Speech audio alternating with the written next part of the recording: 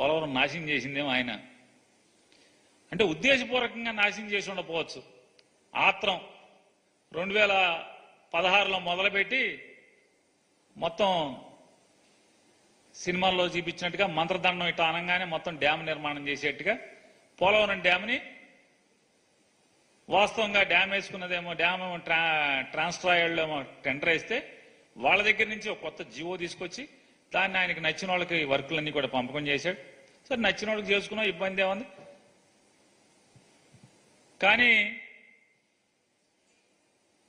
గ్రామాలు ఖాళీ చేయించకుండా, గ్రామాలకి నష్టపరిహారం ఇవ్వకుండా, గ్రామస్తులు ఏ గ్రామాలైతే ఖాళీ చేస్తున్నారో ఆ ఖాళీ చేసే గ్రామాలకి ప్రత్యామ్నాయంగా ఇళ్లు నిర్మాణం చేయకుండా, ఊళ్ళు ఖాళీ చేయకుండా కాఫర్ డ్యామ్ ఎలా నిర్మాణం చేస్తారు?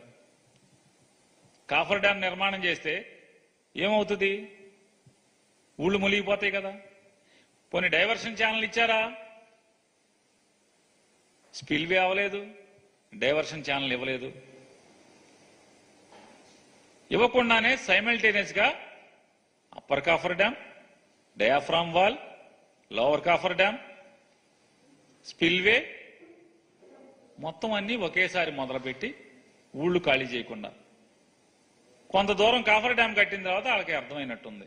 ఎవడో ఇంజనీర్ చెప్పాడు, sir cofferdam upper cofferdam మూసేస్తే మొత్తం ఊళ్ళు మునిగిపోతాయండి, మరి నది వెళ్దు కదా అంటే, అయితే మధ్యలో బొక్క వదిలేయండి. ఆ మధ్యలో కాఫర్ డ్యామ్ పూర్తి చేయకుండా ఆపేయటం వల్ల ఏమవుద్ది? వాటర్ దిగదాన్ని వెలాసిటీ, హై వెలాసిటీతో కట్టినటువంటి డయాఫ్రామ్ వాల్ మొత్తం కొట్టుకుపోయింది. ఎంత లోతు కొట్టుకుపోయిందో తెలియదు. కొత్తది నిర్మాణం చేయాలంటే 800 నుంచి 1200 కోట్లు అవుద్దని జగన్మోహన్ రెడ్డి గారు ఉన్నప్పుడే అంచనాకు రావడం జరిగింది. ఆ డబ్బులు ఎవరు ఇవ్వాలి? కేంద్రం ఇవ్వాలి. అరే బాబు, బీజేపీ నాయకులారా, బీజేపీ ప్రభుత్వం నుంచి పోనీ చంద్రబాబు నాయుడు నిర్వాహకం వల్ల డయాఫ్రామ్ వాల్ కొట్టుకుపోయింది, కింద భూమిలో గోతులు పడిపోయినాయి, కొత్త డయాఫ్రామ్ వాల్ కట్టండి అంటే, లేదు మాకు టెక్నికల్ టీం వచ్చి అది సర్టిఫై చేస్తే గానీ దాని మీద ఏం నిర్ణయం తీసుకోలేము.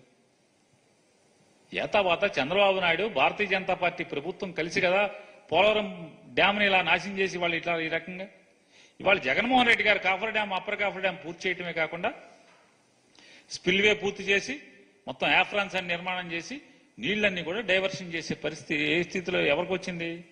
జగన్మోహన్ రెడ్డి గారి ప్రభుత్వంలో కదా. ఆ రోజు నుంచి మోడీ గారి ప్రభుత్వం డయాఫ్రామ్ వాల్ ఏం చేయాలనేది మొన్నటి దాకా ఎన్నికల వరకు కూడా కనీసం చెప్పని పరిస్థితి. వెళ్ళి ఏం చేయాలంటే చంద్రబాబు నాయుడు గారు, ఏమండి పోలవరం ఏంటి, ఎప్పుడు కడితే ఎప్పుడు పూర్తవుద్దండి? ఏమో నాకేం తెలుసు.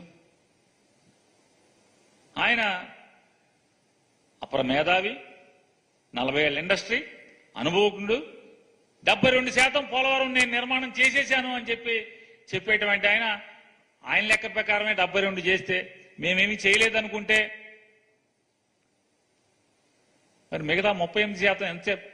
2 ఏళ్లలో 78% కట్టినోడివి మిగతా 30% ఎప్పటిలోపు కట్టాలి? పోనీ ఆ 28% ఎప్పటిలోపు కట్టాలి? పోనీ మేము ఒక 8% కట్టామనుకుందాం, నువ్వు చెప్పే లెక్కలో, నువ్వు దొంగ లెక్కల ప్రకారం. మేమైతే డ్యామ్ ఏమన్నా కడితే మేమే కట్టాం. స్పిల్వే పూర్తిగా పునాదులు ఆపు చెప్తే స్పిల్వే పూర్తి చేసింది మేము, నీళ్లు డైవర్షన్ చేసింది మేము, కాఫర్ డ్యామ్ కంప్లీట్ చేసింది మేము. ఇవాళ ఎప్పుడు పూర్తి చేస్తామో తెలియదు. పోలవరం ఎప్పుడు పూర్తవుద్దో నాకే తెలియదు. చంద్రబాబు నాయుడు గారు ఒకసారి ఆయన ముందేం మాట్లాడాడు, వెనకేం మాట్లాడాడు ఒకసారి చూద్దాం. తల్లికి వందనం లాస్ట్ పెట్టి మళ్ళీ చెప్తున్నా, నాణ్యమైన కరెంటు రావాలంటే, కరెంటు రేట్లు పెరగకుండా ఉండాలంటే తెలుగుదేశం జనసేన రావాలి. టారిఫ్స్ పెంచకుండా నాణ్యమైన విద్యుత్ అందజేస్తా ఉన్నారు. అట్లాగే లాసెస్ చెప్పాలి కదా, ఇప్పుడు చెప్పాను నేను. నువ్వు చెప్తున్నావు నాకు, నేను ఉండే వాస్తవ పరిస్థితి కాదు సార్. అతనేవాడు ముందేం చెప్పాడు? జగన్మోహన్ రెడ్డి గారు ఉన్నప్పుడు ట్రూ అప్ ఛార్జెస్ వేస్తున్నారు, జనసేన తెలుగుదేశం పార్టీ ప్రభుత్వం ఎందుకు రావాలి? కరెంటు ఛార్జీలు పెంచకుండా ఉంటాకి రావాలని చెప్పి మాట్లాడావు ఎన్నికల ముందు. ఇప్పుడేమంటున్నావు? నేను చెప్పానా అంటున్నాడు విలేకరుని. ఈ నెల బిల్లులో ట్రూఅప్ ఛార్జెస్ వచ్చినాయా రాలేదా? ఎందుకు వచ్చినాయి? చంద్రబాబు నాయుడు గారు మీరు పెద్ద పనోడు కదా, మీరు పవన్ కళ్యాణ్ గారు ఇద్దరు కలిసి పెంచి పనోళ్ళు కదా, కరెంటు ఛార్జీలు పెంచమన్నారు కదా. మరి జగన్మోహన్ రెడ్డి గారి ప్రభుత్వం ఉన్నప్పుడు ఏ రకంగా కరెంటు బిల్లులు వచ్చినాయో ఇవాళ కూడా కరెంటు బిల్లులు అదే కరెంటు బిల్లులు ఎందుకు వస్తున్నాయి?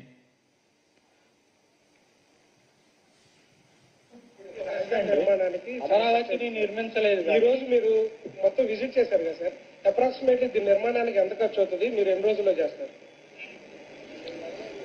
ఇప్పుడు నిన్ను అడగాలి నేను క్వశ్చన్, విలేకరుని అడగాలంట. నిన్ను నేను నియమిస్తే నువ్వు 18,000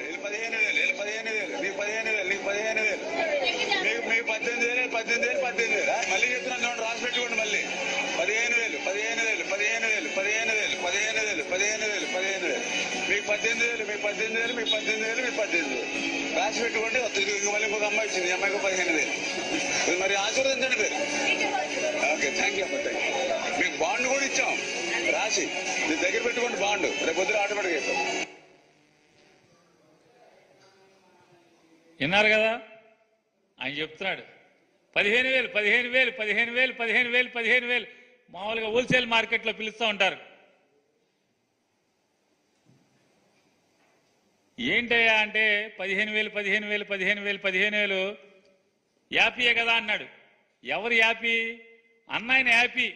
ముందు ఒక ఎస్కార్టు, వెనక ఒక పైలట్, గన్మెన్లు, పెద్ద కారు, నెత్తి మీద లైటు, సెక్రటరియట్ల ఆఫీసు. ఎవరు యాపీ? ఆ సైకిల్ మీద కనపడ్డాయన ఆపి మళ్ళీ సైకిల్ ఎక్కట్లా, ఈ కారే, ఇక మళ్ళీ సైకిల్ అవసరం లేదు, ఆయన ఒక్కడే యాపీ. ఆ పిల్లల యాపీ కాదు, తల్లి యాపీ కాదు. ఆయన చెప్పాడు తల్లికి వందనం, ఈ పిల్లకి ఆ పిల్లకి, ఈ పిల్లడికి ఆడికి, ఈ చిట్టికి తమ్ముడికి, ఆడికి ఇడికి, బుజ్జిగాడికి ఆడికి ఇడికి అని చెప్తున్నాడు యాపీ. మరి ఆయన తనొక్కడే హ్యాపీగా ఉంటే, లేకపోతే చంద్రబాబు నాయుడు వాళ్ళ కూటమంతా హ్యాపీగా ఉంటే కాదు. ఎవరికైతే చెవులు కింపుగా మీరు వాగ్దానాలు చేశారో ప్రజలందరికీ, ఆ ప్రజలు కూడా హ్యాపీగా ఉండాలి. వాళ్ళు మాత్రం అన్హ్యాపీ, మీరు మాత్రం హ్యాపీ, బాగా ఫుల్ హ్యాపీగా ఉన్నారు మీరు. ఆ ఫుల్ హ్యాపీగా ఉన్న వాళ్ళని నేను ఎందుకు అడుగుతున్నానంటే, GOMS నెంబర్ 29, తల్లికి 15,000, తల్లికి వందనం. వాస్తవంగా ఈ పథకం ఎక్కడది? జగన్మోహన్ రెడ్డి గారి పథకం, అమ్మఒడి పథకం. అమ్మఒడి పథకాన్ని పేరు మార్చి కాపీ కొట్టి తల్లికి వందనం. జగన్మోహన్ రెడ్డి గారు ఒకరికే ఇచ్చాడు. మేము ఇంట్లో ఎంతమంది ఉంటే అంతమందికి, ఒకరైతే 15,000, ఇద్దరైతే 30,000, ముగ్గురైతే 40,000, నలుగురైతే 60,000. నిజమే, ఈ కూటమి ప్రభుత్వం చంద్రబాబు నాయుడు గారి ప్రభుత్వంలో తల్లికి వందనమే, తల్లికి మాత్రమే వందనం, పిల్లలందరికీ పంగనామాలు. ఈ కూటమి చంద్రబాబు నాయుడు గారు, పవన్ కళ్యాణ్ గారు, భారతీయ జనతా పార్టీ ప్రెసిడెంట్ నడ్డా గారు, పురంధేశ్వరి గారు, వీళ్ళందరూ కలిసి ఏం చేశారంటే తల్లికి వందనం, పిల్లలకు పంగనామాలు. అంటే జనాల్ని మోసం చేయటంలో, అదే సినిమాలో చెప్తాడు ఆయన ఎవరో, అది కూటమి డైలాగే, 6 అడుగులు బుల్లెట్ అని. 6 అడుగుల అబద్ధం ఎవరంటే చంద్రబాబు నాయుడు. 6 అడుగుల అబద్ధం నడిచి వస్తే ఎట్టా ఉంటుందో చంద్రబాబు గారు నడిచి వస్తే అంతే సేమ్ మనకు కనపడుతుంది కదా.